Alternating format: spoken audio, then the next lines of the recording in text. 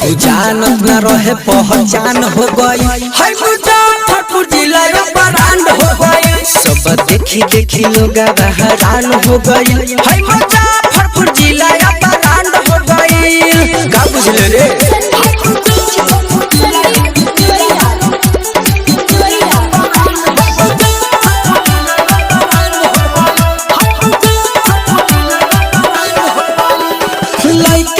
चक्कर में बाबू इहाँ रोज गर्दन कटाला अपना जवानी पर भाई लगा के रखो पानी ताला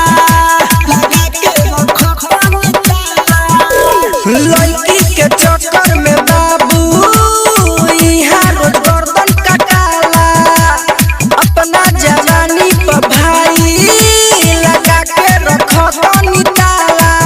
देखो सबका से अलग जुनून बाबे हो सबके देहिया में खौलत खून बाबे हो वो सबका के दिलावा के जान हो गई है मुजफ्फरपुर जिला ब्रांड हो गई। केहू जानत न रहे पहचान हो गई है मुजफ्फरपुर जिला ब्रांड हो गई।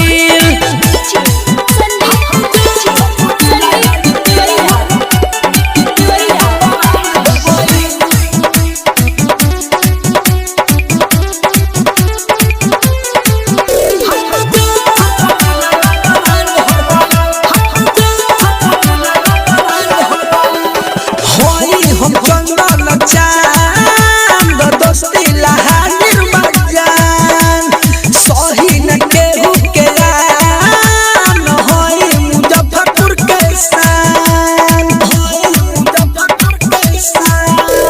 होवे ई चंदन चांद सहेल केहू के आन जे भी उठावे ले अंगुली तोड़ देवे ले उनकर गुमान। डीजे संदीप से कहे बरसान बरसम झिमके लगे करत बदनाम बरसम। देखो दिल दीवाना चंदन चांद हो गई है मुजफ्फरपुर जिला ब्रांड हो गई। केहू जानत न रहे पहचान हो गई है मुजफ्फरपुर जिला ब्रांड हो गई। सुधर जो बेटा। Recording studio Deoria.